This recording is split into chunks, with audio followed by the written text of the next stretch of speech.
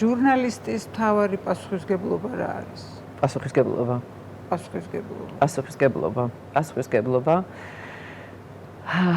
სწორი ინფორმაცია და ამ სწორი ინფორმაციის სწორად მიტანა მაყურებლამდე შენი ინტერპრეტაციების გარეშე. ამას ჩემ სტუდენტებსაც ვასწავლი.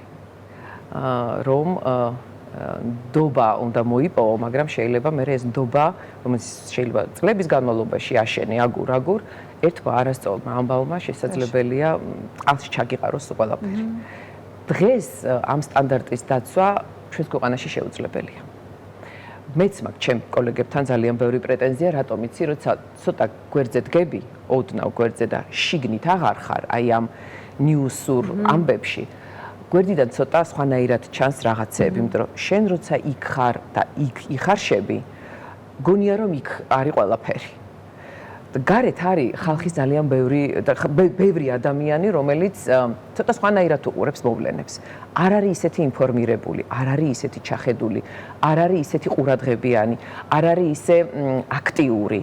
და თან სრულიად სხვა მენტალობის არიან ეს ადამიანები, სხვა ასაკის არიან ეს ადამიანები, სხვა შეხედულებების არიან ეს ადამიანები და ჟურნალისტის პროფესია როგორია იცი რომ განსაკუთრებით აი ტელეჟურნალისტის პროფესიაზე ვამბობ რომ პრაქტიკულად ყველასთვის გასაგებად უნდა ილაპარაკო. უნდა გაითვალისწინო ყველა. ხო, უნდა გაითვალისწინო რომ ამას უსმენს ყველა კატეგორიის ადამიანი და შენ აი ამ ყველა კატეგორიისთვის უნდა იყო მოარგო. კი და ვიღაცას ელაპარაკო რაღაცა სხვა ენით, ვიღაცას ელაპარაკო არ გამოდის. რთულია ძალიან და რთულია იმ გაგებით, რომ დღეს ჟურნალისტები და ეს ვერტიკალიდან მოდის, პირველ რიგში პასუხისმგებლობა მათზეა, აქციეს ჯარისკაცებად.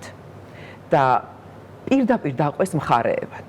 იმიტომ რომ შეხედავ სახელმწიფო ტელევიზიას იქ ოპოზიციის არავინ არ მიდის, ოპოზიციის მხრიდან არავის არ ეძახიან, უბრალოდ იქ დაუშვებელია რომ ვინმე შევიდეს ოპოზიციური აზროვნების კი არა, რა ვიცი, აი შეხედულება არ ქვია. თუნდაც ოდნავ სხვანაირად თუ ფიქრობს და სამაგეროთ ისინი არ მოდიან ხელისუფლების წარმომადგენლები კრიტიკულ მედიასთან, ხომ? შესაბამისად ჟურნალისტს უკვე ფუნქცია ეკარგება, ხომ? ის მედიატორი ამ ორ მხარეს შორის აღარ არის. და ის ელაპარაკება ან ერთ მხარეს აკეთებს, ან მეორე მხარეს. შესაბამისად დებატი ხო საერთოდ გამორიცხულია, კამათი ხო საერთოდ გამორიცხულია და ჟურნალისტის პროფესია ეს არის, ხო? მაყურებელი არის დაზარალებული. რა თქმა უნდა, იმიტომ რომ ბოლოს დებატები როდის მოისმინეთ?